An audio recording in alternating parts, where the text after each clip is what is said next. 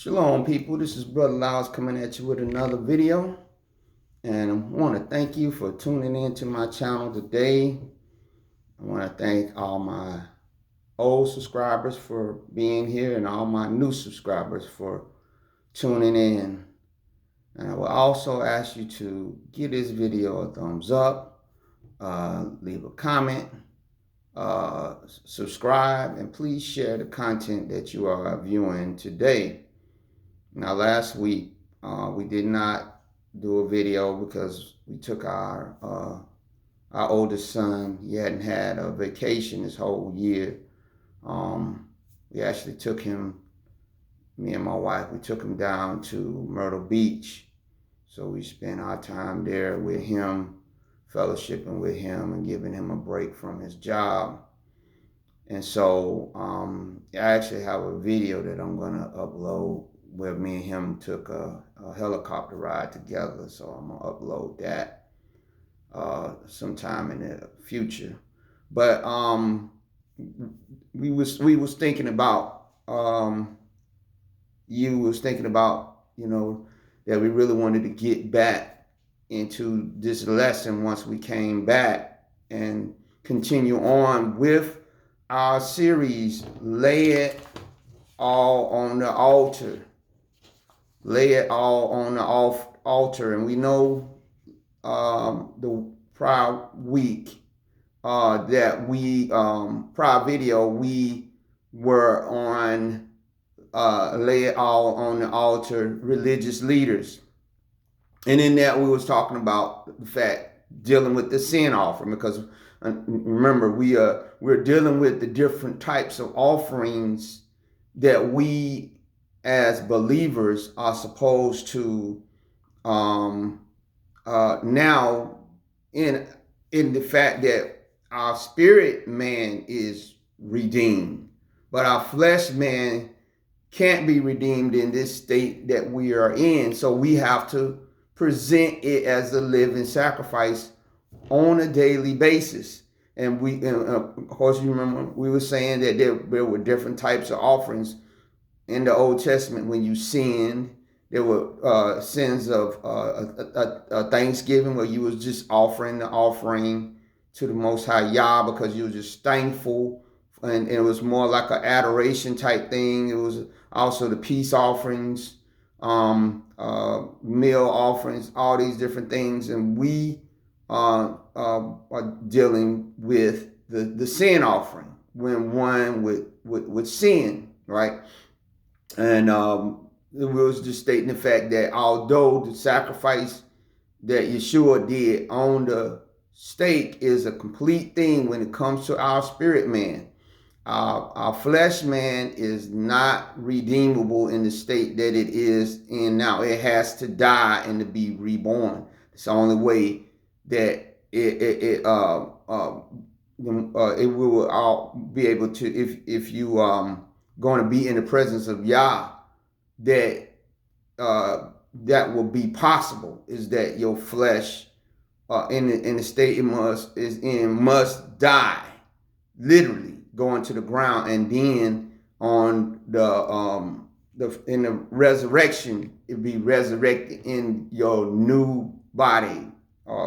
But for present time, while we are here, as Paul has stated, who shall deliver me from this body of death? That even as Paul understood in his walk, he came to understand that even though his spirit man was renewed, that he had to deal with his flesh. Even the fact that he talked about his propensity to go back into pride if Yah had not given him the messenger from Satan to buffet him, to keep him in check, and how this was a type of a sacrifice when we talking about dealing with this flesh. And so we were talking about the sin offering. Again, going back to what we were saying, the sin offering, when one either sinned through ignorance or sin, but then think about it and then it came back into their memory. And we were talking about how if you are in different phases in your walk with Yahuwah in through his son Yeshua, through the Spirit, then depending on whether you was a religious leader, which we talked about last week, the priest, the priest, what the priest and the high priest were supposed to do when they send the type of offerings that they were supposed to bring. They were supposed to bring a bullock. Well, and we correlated that and try to put it into modern day analogy in the sense of if you are one that says that you are a pastor or evangelist or a teacher or something like that, how not that you are above the people, but that the elevated responsibility that you have in that Yah has given you to feed his flock, that when it came to sin in your life, one of the things that we said, hey, when the high priest offered these offerings, he had to do it in front of the whole congregation. There was no hidden sin. That if you as a religious leader, that if you had any hidden sin, that you was not willing to lay it on the altar, that these things can be transferable down to those that Yah has given you to under shepherd over. And so it is most imperative that you show humility. It is most imperative that if you have sin in your life, that you don't try to hide it. It's not to say that we get down into the down and dirty details, but even that is a fact that it would cause you to be, as Paul said, become shipwrecked in your faith, shipwrecked even in the fact of your duties, where you like, hey, I'm nullified now from being able to do the things that I'm going to be able to do for Yah, because I might have fallen into let my flesh lead me into certain sins because I was not willing to make that sacrifice. I was not willing to do that. But that's what you have to do. And that indeed, when you see the lack of religious leaders getting up, and not saying on a perpetual basis, because according to the book of First Timothy, if you are a elder, if you are a shepherd over some of the flock of Yah, that the qualifications of it, if you are failing those qualifications, then you're not qualified to do that anymore. You're not. So we have to look at that too, but in the sense that if you understand that it was something that happened, and it's something that the word and for the safety of your flock would not impede you after you present your sin offering to Yah, meaning you deal with that thing, right? That you could come back and be able to still minister to the people of Yah after you have presented the proper sin offering. But even on a daily basis, that in your mind, because see, the problem is if you get to that part where your flesh is participating in those types of things, that means that you're losing the battle in your mind. That's why the Bible said we must cast down wicked imagination and every high thing that exalteth itself against the knowledge of Yah. So that if you as a religious leader will have certain thoughts and different things that will come in your mind, it's incumbent upon you to cast these things down before you get to that place where you carry them out. Now, we also said we want people to understand that if one would contemplate habitual sin in their life and say, well, I'm just waiting to do a sin offering and then I'll be good to go, that we got to understand that even in this, and I didn't understand this neither, that they said the sin offering was not a, how can I say it? It was supposed to be done on a limited basis. If one was just like every week bringing a sin offering, right? Something, like I said, is wrong with that. This is talking about in the sense of like when David sinned with Bathsheba, right? Or when that time that he numbered Israel when he wasn't. It's talking about instances like that, not something on a continual basis, but that it is there, but dealing with, like I said, religious leaders.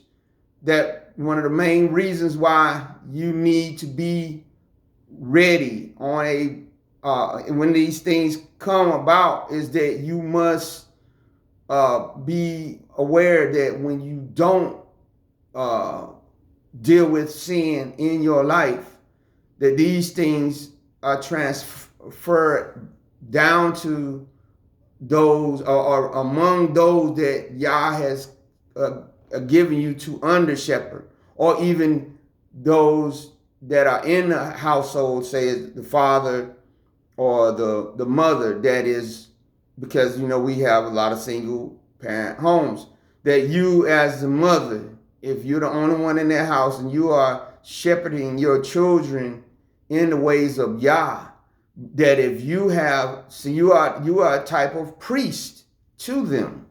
You are a type of priest, because the Bible said we are all kings and priests in Yeshua when we're born again.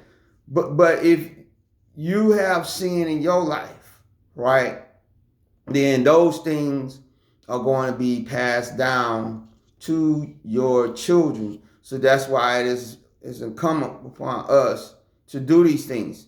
But today we're going to deal with not the spiritual leaders. We're going to deal with the political leaders, or as Leviticus 4, because we're going to go back to Leviticus 4, says the rulers amongst the people.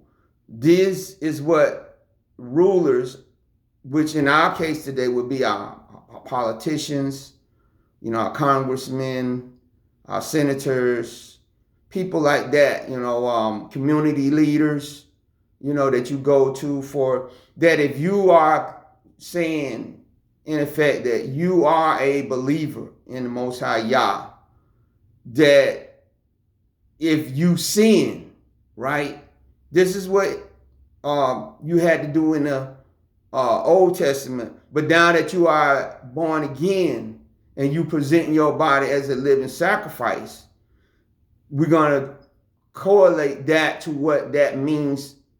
And we're going to try to show you why, just like with the religious leaders, it is important for you to do that, because if not, we'll show you out of the Bible and out of present day things, the consequences. We talked about some of the consequences that we had with our religious leaders in the black community that would not present their bodies as a living sacrifice when it came to sin and do that sin offering. And indeed, like I said, I stated, I believe that some of them are people that will not ultimately do that, because the Bible said sin shall not have dominion over you. So if sin has dominion over you, like, unless you have sinned the sin that we talked about in 1 John, where 1 John said, if a believer is overtaken and has a sin unto death, I would not have you pray you. But that's one in a million right there. I'm talking about if you are a religious leader that will tune into this and you understand what I'm talking about in dealing with sin in your life, and you don't actively seek to do this, then there is something wrong with your walk. So let's get to it. Let's go to Leviticus 4th chapter, and we're going to start at verse 22. And it says this. He said, when a ruler has sinned and done somewhat through ignorance against any of the commandments of the master, his Elohim, concerning things which should not be done, he is guilty. So he's saying you're guilty of his sin, wherein he has sinned, come to his knowledge. He shall bring his offering, a kid of the goats, a male without blemish. He shall lay his hand upon the head of the goat and kill it in the place where they killed the burnt offering before the master. It is a sin offering. The priest shall take up the blood of the sin offering with his finger and put it on the horns of the altar of burnt offering, and shall pour out his blood at the bottom of the altar of burnt offering. And he shall burn all his fat upon the altar as the fat of the sacrifice of peace offerings. And the priest shall make an atonement for him as concerning his sin, and it shall be forgiven him. Now remember what I said. Now I have to keep reiterating this. This is not saying that we need to go and take a male goat without blemish and offer him. Remember, the sacrifice that Yeshua did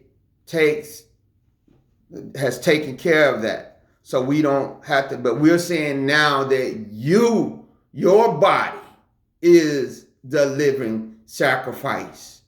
That when you sin in this body, right, that just like back then you would take a offering for the sin offering, come to the priest and present that offering to him to place to kill and to take the blood and all these other kind of things and put it on the altar of burnt offering to burn. Now with Yeshua being our high priest in heaven, we in a spiritual sense take our bodies, which is a living sacrifice, that we come before Yeshua and we present ourselves in the sense that I have sinned, I have done these certain things, and I now come to access that sacrifice that you had, but I'm presenting myself, my body, right? What is your mindset when you are coming before Yeshua? Are you stating that I have sinned? Like Leviticus 4th chapter he's saying, when you have done certain things as a ruler, or as a believer period, but especially as a ruler, he said here that you had to bring that kid of the goat. I mean, not a kid of the goat. You had to bring that male goat before the high priest and lay your hands on it. Now, understand, like I said, again, this was something that was out in the open where the congregation could see this, that you would lay your hand on the head that goat to place that sin on it. That's a transparency that you had to do, that you had sinned. Just like David, when he sinned with Bathsheba, and we talked about that, right? He said when Nathan told David, because of what he did in having Uriah killed, he said, "You are the man." And David said, "I have sinned." He acknowledged that. And he even acknowledged that when y'all said, the child is going to die, but you ain't going to die, but the sword is never going to leave your family. David accepted that. So as these political leaders that we have, these community leaders, these people we have out here that are supposed to be watching over the needs of our communities, right, that are before the people. When you do certain things, you need to be able to confess your faults one unto another. And it said, the Bible said, "And the blood of Yeshua shall cleanse you of that sin." So you don't have to go kill that male goat. But the sacrifice is that you're making yourself open. You're sacrificing in the sense of what they would say, okay, well, your political career will be over if you confess to this or your ability, we have to be willing to sacrifice that. Think about Zacchaeus. Zacchaeus was a man of means amongst the people. And when he climbed up in the sycamore tree to look upon Yeshua, Yeshua said, "Come down, for I have need to come to your house." Right? And then he said, when he came down, he said, "Master, I have sinned in that I have cheated the people." He said, "I have done wrong." And he said, "For this, I'm going to pay it back to them, and I'm going to restore it to them fourfold." And Yeshua said, "You know what? Do that what you said. Now let's go to your house." So in the sense of the means that Zacchaeus had, he was willing to what? Sacrifice that in order for him to get back in right standing with Yah through the sacrifice that he was going to make in his body. So we as individuals, but in particular, we talking about rulers here, leaders here, you must be willing to place that all on the line in order to get it right. But the problem that we have in our Black community is we don't have righteous leaders like that. There's a lot of them, of course, out here saying that they're believers and all these other things, but their fruit show otherwise, because some of the things that you come find out that they're doing, you're not willing unless they caught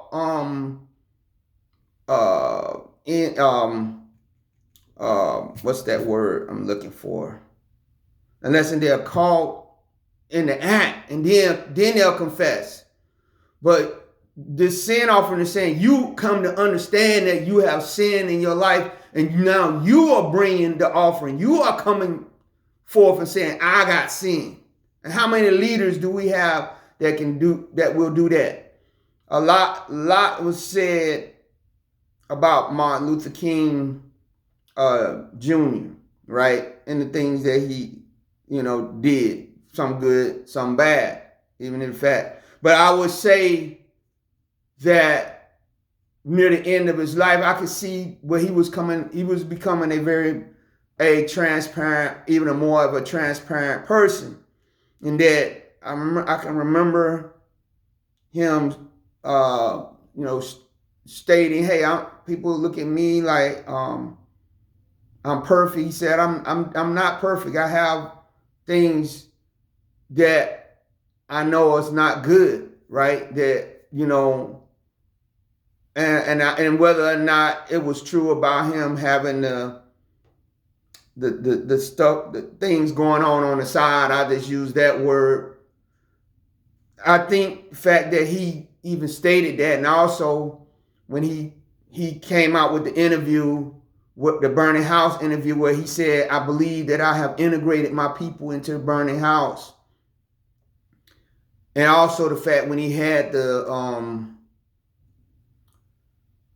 last sermon that he did at Mason Temple, and he came, he actually wasn't supposed to be speaking that night, but he got up and he said, "I'm not going to make it there to you, but I've looked over and I've seen my people." I think he understood,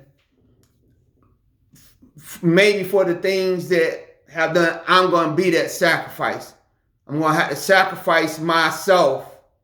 And we know the very next day after he did that sermon at Mason Temple, and he went out there on that ledge, they blew his brains out. That he understood, I'm going to have to be a living sacrifice.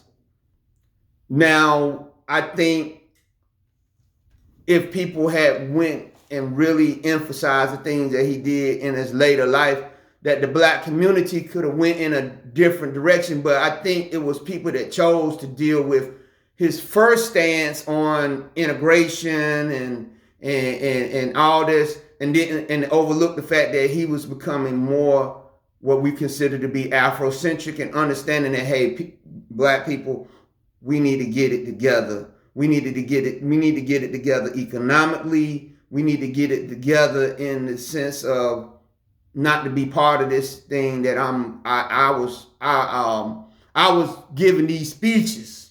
because remember what I said about Martin Luther King, a lot of his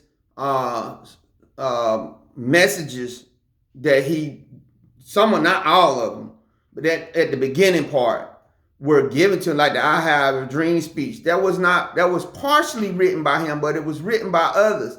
But remember what he came back again and said, hey, I've integrated, the dream has become a nightmare.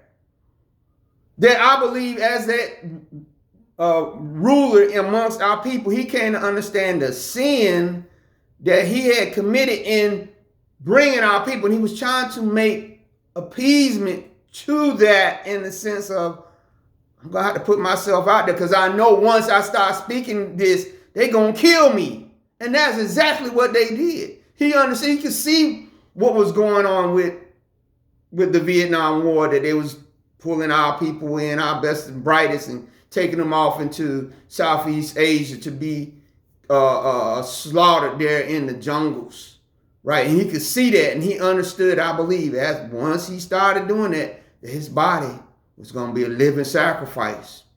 I'm here to say, are you, as a leader, a ruler amongst our people, political leader or a community leader that might come across this video, are you willing to sacrifice like Martin Luther King and say, hey, I messed up. I integrated my people into a burning house. Now let's go to Washington and let's get this thing right, even if they're going to blow my head off. Because now those things are coming out. It's coming out. It cannot be held back. Are you willing to do that as a political leader? I don't see that. I'm going to be honest.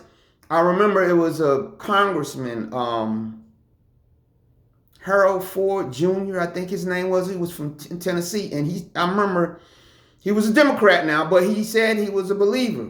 Now, I was thinking, when I seen him come out years ago, I was thinking, man, this guy could be, and this is way before Obama was even thought about, that he could be that one, because he seemed like he had integrity and everything. I remember he was a single young man. Well, I was a young man back then at the same time.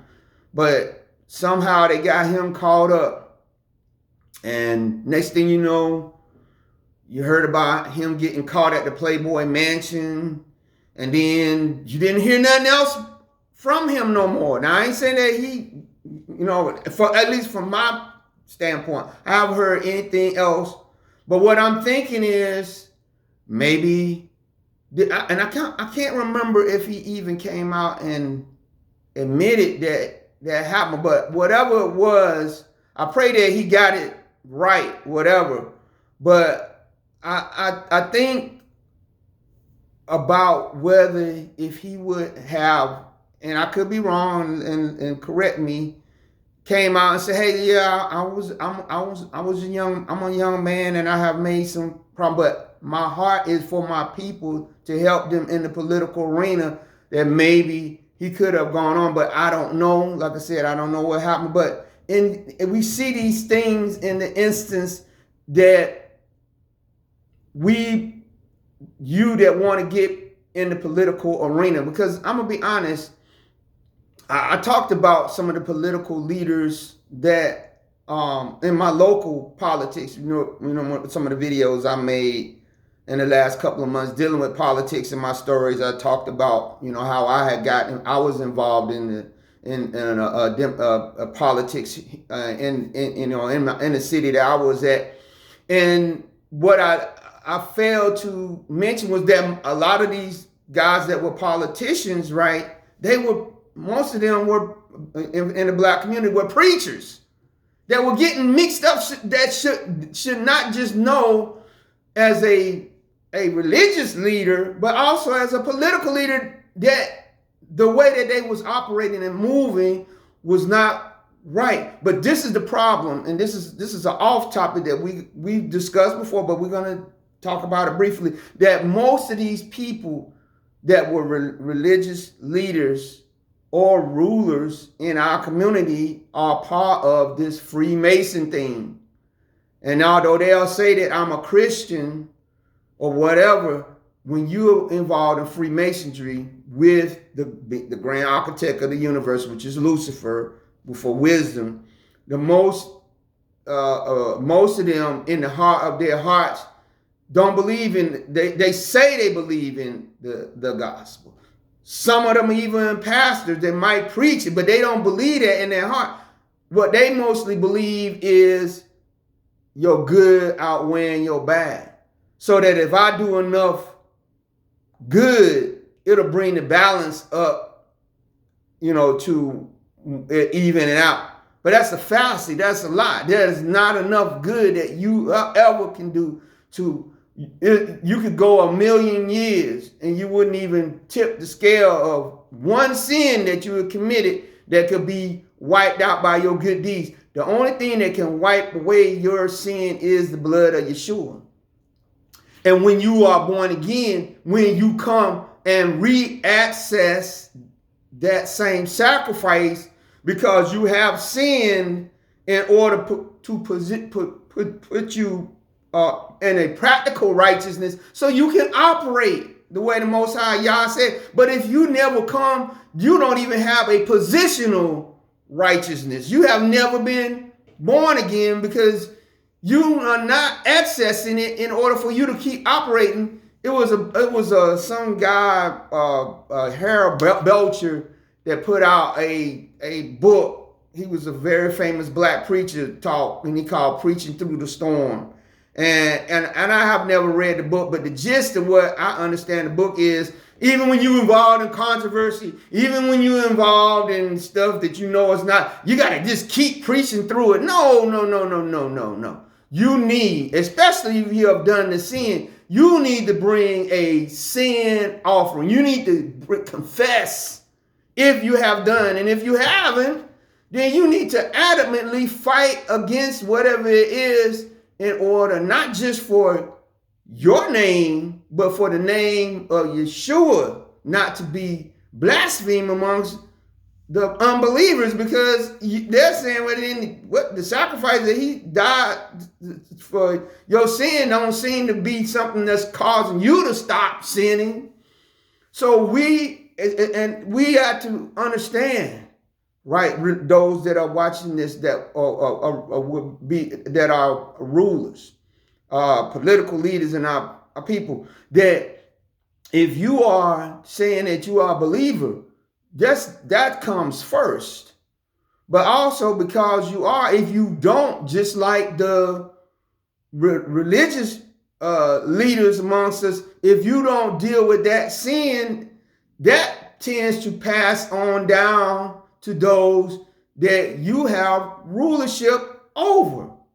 And that's the double indemnity about us as black people. Like I said, that a lot of our leaders amongst us, political, start out as religious leaders. And some of them remain religious leaders and politicians. So we get a double portion of the sin that they're continuing to participate in their life being transferred down to us, and it makes us to understand why we have some of the habitual issues that we have in our community. But if you look at the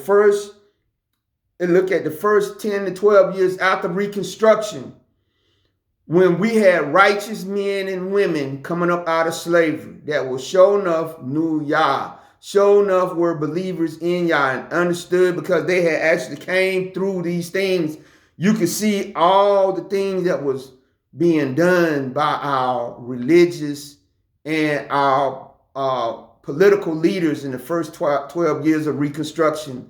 And there was tremendous gains being made by our people. One of the things that I did not know in the South is that because the white Southerners were so upset with them losing the war and the fact that the slaves were free, they said with the Union Army remaining there with the barrel of a gun in front of their face, they didn't have no choice but to obey. But that they were so mad that when the political process came up, a lot of them did not participate in the political process in the first 10 to 12 years after the Civil War, because they was like, we want to deal with these Negroes. So our people populated Congress seats, senators, I think they might have had one governor. I don't think they had that many governors, but they was filling up, and they was doing great things. They was doing good things, not just for the former slaves, but they was even doing good things for the poor whites of the South, and they was doing good. There was things where they said that before the Civil War, if you was a poor white in the South, you couldn't send your child to school. You couldn't afford to. But after during Reconstruction, when these black politicians and some preachers were rewriting the constitutions of a lot of these states, right, these southern states, they was writing in free education, public education for the former slaves and for poor white people. They was benefiting. But what happened was the landowners, who were the real problem, came to the poor white trash and said, you know what? Even though this is going to lift you up, do you really want these Negroes to be in charge of you? So they batted their time into the Great Compromise in 18, I forgot what it was. It was 1886 or 1887. I forgot what year it was. It was a little bit after the Reconstruction, maybe 15 years. And once the Union Army left, they undid a lot of stuff that black politicians had done. These are the type of and understand this, even in the circumstances that they were in back then, our political leaders back then, right? Even though we understand that eventually the system, if we were going to be in it, was going to taint us, but even given that, they were able to do good things. Not just for our people, but for everybody. They were doing it the way it was supposed to be done, right?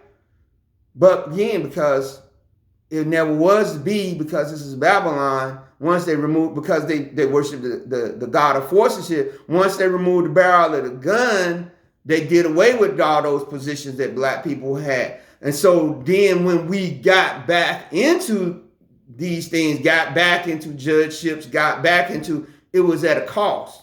By that time, we had integrated in, we were starting to integrate into this fraternities, sororities, the Greek thought.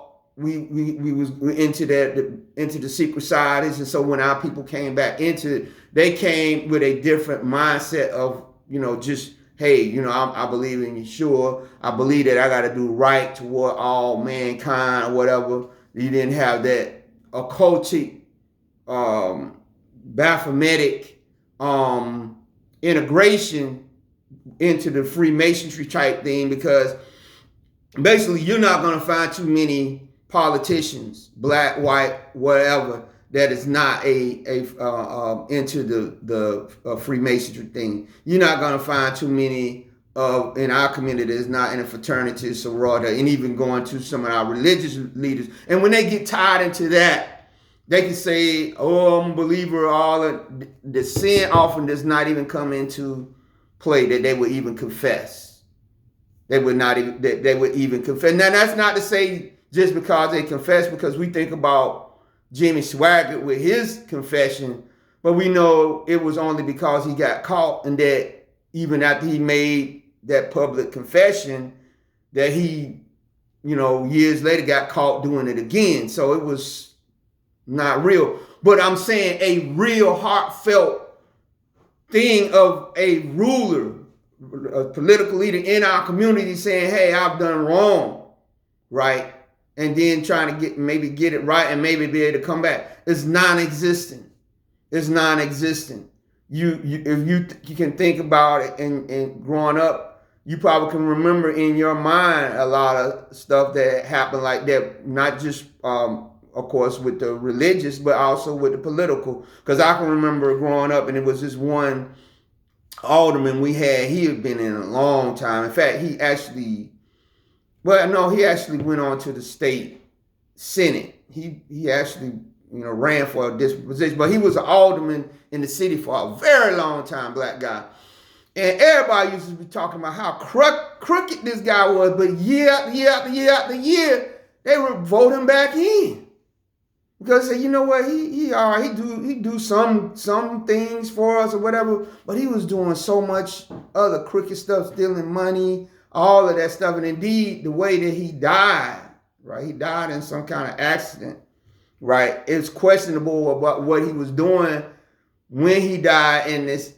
Well, he didn't die immediately. He had a car accident, and his injuries from that car accident eventually led to his death.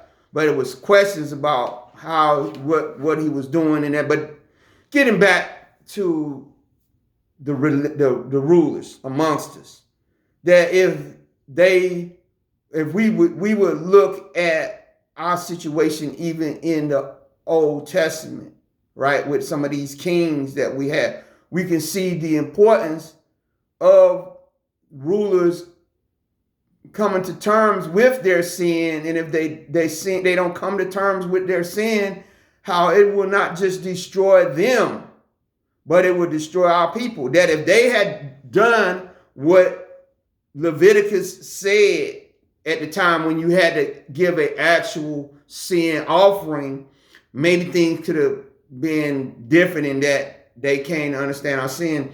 And the first example that we would have would be coming from 1 Samuel, the 13th chapter, verses 8 through 14, talking about King Saul's sin, where Samuel had told, hey, we get ready to go fight against the Philistines. Before you go into battle, I need you to meet up with me at Gilgal, and I'm going to offer the sin offering. And then that way we go out, right?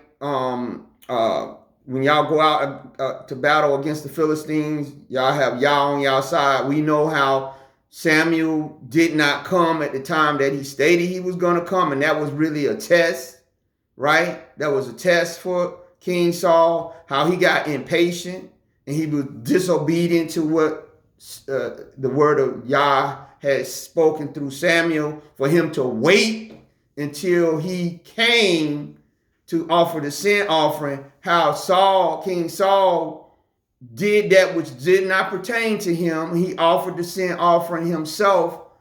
He earned the burnt offering, not the sin offering. He offered the burnt offering to appease, to try to appease Yah, because he seen the people that had gathered were starting to scatter as they seen the Philistine army came. He took it upon himself out of the in disobedience. And when Samuel came, right after he had finished doing the burnt offering, he said, look, you didn't follow the commandment of Yah. And because of that, right, he said, Yah would have established your kingdom forever, meaning that the tribe of Benjamin would have been the tribe through whom the Messiah would have came through. But because he didn't, Samuel said, Yah has disqualified you as a leader because of your sin. Now, this is the thing. Maybe if King Saul had said, you know what, he did say he had sinned, right? But then he turned around and said, please don't let me lose face in front of the people. What he should have said is, hey, Samuel, look, I sinned. Go get the high priest.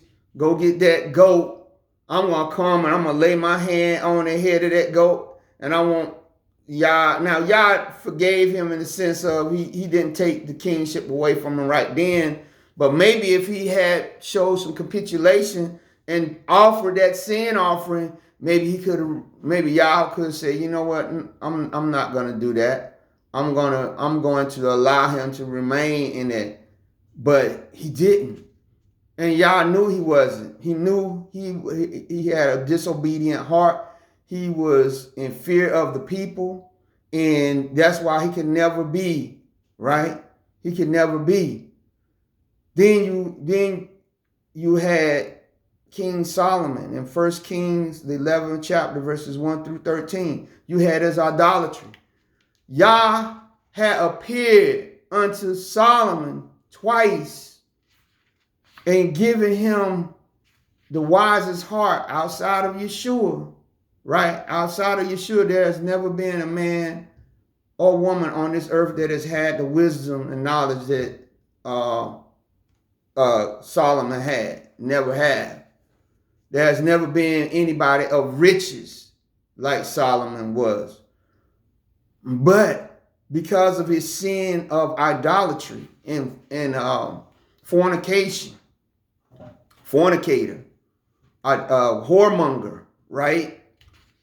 It turned his heart away from Yah, and not only messed up his fellowship with Yah, but also divided the kingdom of Israel because of the poor choices that he started making, even with the wisdom that he had.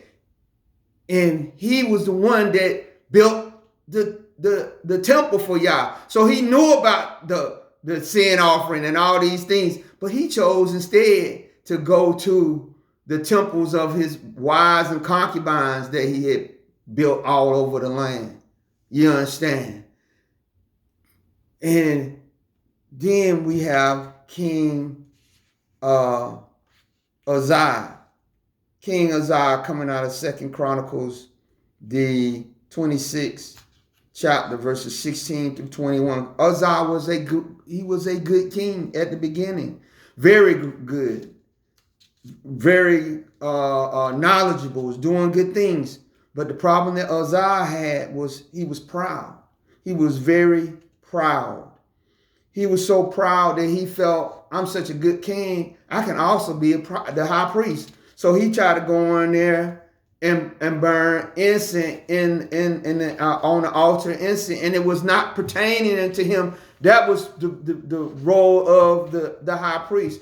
That's why Yah had the office of the king, the high priest, and the prophet, and he divided them amongst each other so that none was supposed to gain too much power. The other two could put the one in check.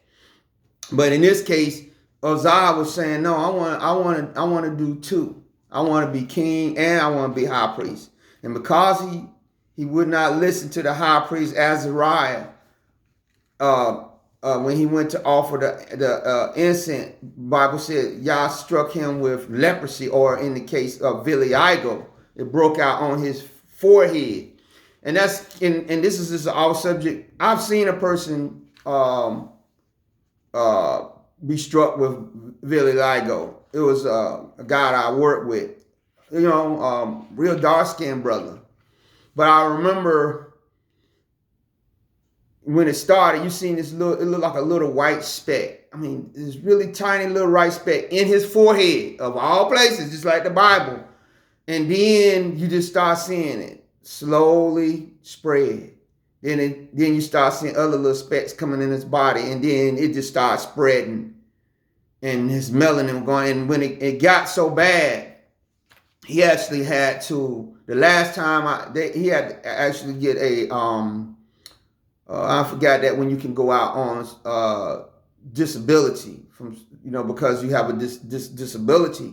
He had to actually go out on that. And the last time I seen this guy, pretty much his whole his head was pretty much white. It had turned his hair white. It had, in King Uzziah's instance, it was an instantaneous thing. It was just like you seen a little speck, and then it just started spreading. And it started spreading. This started spreading as he was in the, so much so that the priest had to push him out. And the Bible said he had to go to a several house. Right, he had to go because once especially if you're in the Middle East, someplace like that, and that son having a vitiligo is a death sentence. You ain't got it's hard even if you got melanin, but if you don't, it's a death sentence. It'll kill you. It'll literally kill you. And he died from that. But it was because of his pride. It was because of him not wanting to believe that he could do something that Yah had not told him to do.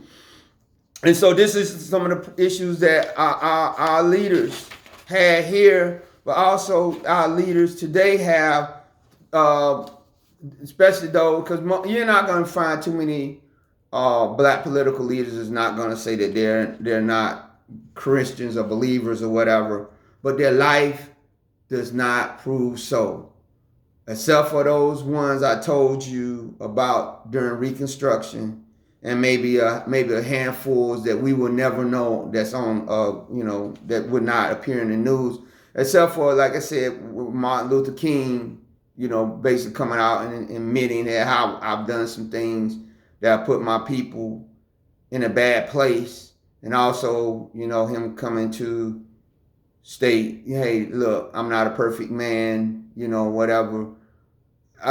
This is one of the reasons why Yeshua has to come back. He has to come back. He has to come back. It's not going to happen on here for us. This is not going to be, and not for anybody else. I think about that situation going on in Burkina Faso, and like I said, well, of course, Ibrahim Toure is not a believer. He is a Muslim. But that still does not keep me from admiring what he is doing in the nation of Burkina Faso, which when it was colonized, it was called Upper Volta. I think it was called the Upper Volta region back when it was being colonized by France, I think it was. But that does not keep me from admiring what he's doing. But I'm looking at the fact that what's happening now is you're having some, I guess, political disagreement with him, I think, in the prime minister that's there, right? Because he is president, and I think the prime minister, who is a real actual politician, Ibrahim Toure is not trying to claim himself to be a political leader per se. That's why he's wearing his military garb. But he is operating in that sense. But apparently it must be something going on between him. I said, man, why isn't it that we as black people, our political leaders, have something good going on, but there's always some kind of jealousy or envy or something that will come in and tear it apart, even like with the stuff that was going on with Marcus Garvey, with his Back to Africa thing, and it was, infiltration by black people from the FBI, people that was confidant next to him that was supposed to be helping him, that caused it to fall all apart. And I would say it's all because if our rulers are not living a righteous life, right? The Bible said, when a righteous ruler is in charge, the nation will cheer. But when a wicked one, he said, they're going to mourn. And that is the direct thing of them not getting sin right. Don't believe that ruler or that politician can continue, if he's married, having stuff going on the side. I just use that word, or being caught up in drug use and all this thing, because there's even scriptures in the Bible where Yah says, if you're a ruler, you should not be given too much wine because it'll cloud your judgment. All these different things, right? And our rulers amongst us, they're not willing to do that. We think about cases where you had people, that they seem to be bright and young and whatever. Then you come to find out they're getting caught up with strippers and getting caught up with, the mob and all this other kind of crazy stuff. And you'd be like, man, but that goes back to the fact that because this world is in the lap of Satan, anyway, it's hard. It's hard for one to be able to get up into those positions and not get caught up in the sin. Or if you do, eventually they're going to run you out if you're not. If they don't have some kind of sin that you have committed or are in the process of committing, that they can hold against you, so they can keep you voting. Or I'll say this, and this goes back to our religious leaders. They said it was the black preachers that Margaret Sanger, who started Planned Parenthood, it started as a eugenics project to kill off peoples of color. It was her that came to the black preachers and sold them on selling to our people Planned Parenthood. It wasn't the political leaders. Now remember, a lot of our religious leaders became political leaders, but see how that sin of them not standing and running that woman off on a rail somewhere, that they gave access to our people to start destroying them because of sin in their life, because of access to money, because access to the Rockefeller Foundation and send them to seminaries for free and to teach them enlightenment and all these different things that they start spreading out. And you can see, starting with our religious leaders, and then some of those religious leaders that became politicians, and then some of the politicians, they all kind of went hand in hand. And then what that ended up doing, that ended up corrupting the black nation. And that's what we're going to talk about next week. When a nation sins as a nation, what is a nation sin offering? What is a nation supposed to do? And so we've seen the fallacy of the fact that if you're a ruler, not just in your personal life, but in your life as a ruler, that if you don't get it right, first and foremost, that's going to probably put in case whether you have a relationship with Yah through his son Yeshua at all. But if you don't, what it can lead to by some of the examples that I have given you coming out of the Old Testament, and some of the examples that I've given you in my own personal life and in the lives of some of our modern day politicians. I remember I knew I was called to preach by the Most High Yah, and of course you know about my thing about me backsliding, and all the stuff like that, and how after a certain amount of time, Yah was able to, he allowed me to come back, but not, of course. But then I understood that the system that I was trying, before I fell, was trying to elevate myself in, was a bad system anyway. It was kind of like, well, you know what? Maybe it was, maybe, hey, it's good that maybe that I didn't get too much up in that system anyway, because I sometimes I did have aspirations that I could have gone into politics too. And I do believe, and understand what I'm saying. You got to understand what I'm saying. I'm not saying that I'm glad that I backslid and fell and what all that. But if let's just say that I hadn't, right, and my preaching career and all that stuff that I had thought in my mind was going to be, and I had got up to that, and then I would have had aspirations of politician, man, you could get so deep into this thing, right? You can get so deep into this thing that even if up until that period you have not had no public corruption or anything, but because that sin is laying in the breast of your heart, right? And you don't come, then the devil gonna get you, and then he gonna put you into those situations. And then this is how you start seeing people, like I was saying, like Harold Ford Jr., how he went. But that maybe he had a problem dealing with the lust and all that stuff all along, but he didn't deal with it. But then the devil kind of let him get up, and then when he got to that position, take him to the Playboy Mansion, and then just carried him away, and then he was not able to come back from that. But y'all didn't never allow me to get within that system, because then once I came to understand that system was not a system was beneficial to me as an individual, nor beneficial to our people, that eventually this whole system that we see around us, it has to be destroyed. It keeps us alive day to day, because Yeshua said in his prayer in John 17, I don't pray that, Father, that you take them out of this earth, but that you help them to be able to survive righteously in this system. That is the goal for every believer, is to not allow this system to so affect you that it's going to ruin your relationship with Yah, right? And especially if you call yourself being some kind of religious leader, political leader. And like I said, next week we're going to deal with national sins, when a nation sins.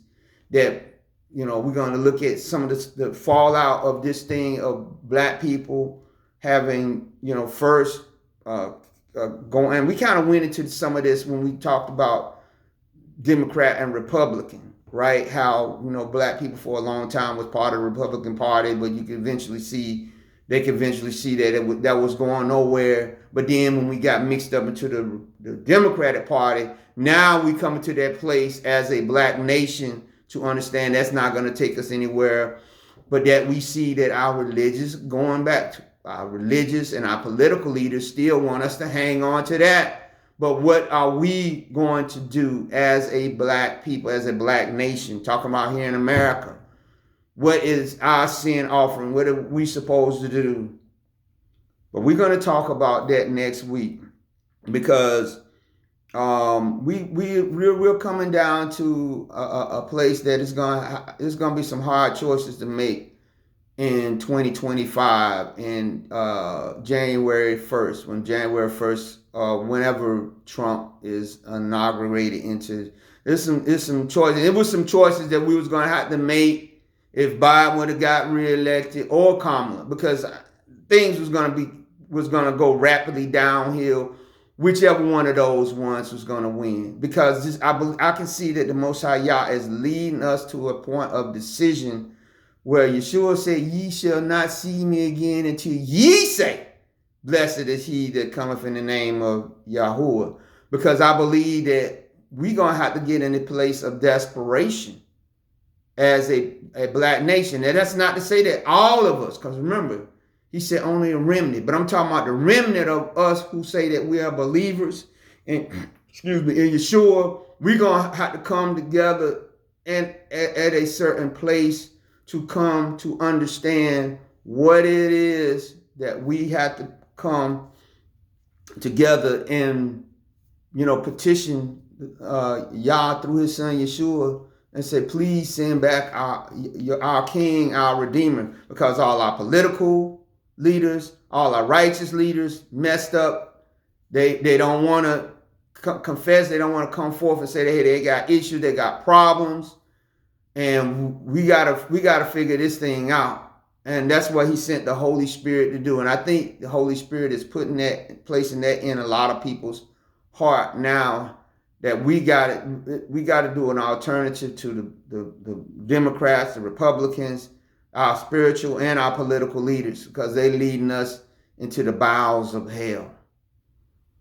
So with that, I'm going to ask you to give this a video a thumbs up. I'm going to ask you to subscribe. I'm going to ask you to leave a comment. I ask you to share this video, because this is something that we got to come to grips with, that our political leaders, our community leaders, and all those, although they can do some good things for us now and then, like you see the movies like American Gangster, where you might as well say that Frank was the leader for bad, really, of Harlem. He was a sort of political leader, but what did he do? He spread all this, the drugs and prostitution, Frank Lucas, and all this stuff, which, by the way, he from a city not far from here where I live at here in North Carolina. He's actually from North Carolina, but he moved to New York City. But anyway, it's a corrupting spirit that is being released amongst us, because as priests go people, and we gotta understand as believers that our citizenship is in heaven, and we gotta really start living like that, right? Not that we ain't gonna never come in contact with them, because you say you seen Frank Lucas, he was passing out food and all these things, but he was doing it from his drug profit. So we're gonna have to get leaders amongst us, the few that we might have that might still believe in Yeshua and live for that that's going to speak out against us. They're going to have to speak up and speak out and say, no, no, no, we can't do this anymore. We got to commit ourselves to living for Yeshua, not just as people, but as religious and spiritual leaders, the few of us that's left, and call on Yah to send back his son. So with that, I'll ask you to pray my strength in Yah. Be blessed.